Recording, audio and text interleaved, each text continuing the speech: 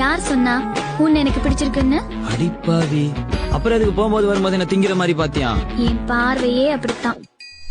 நானாக நான் இருந்தேன், நடுவுல வந்து புட்ட மச்ச தண்ணி மச்சங்காட்டி மேய்க்கு புட்ட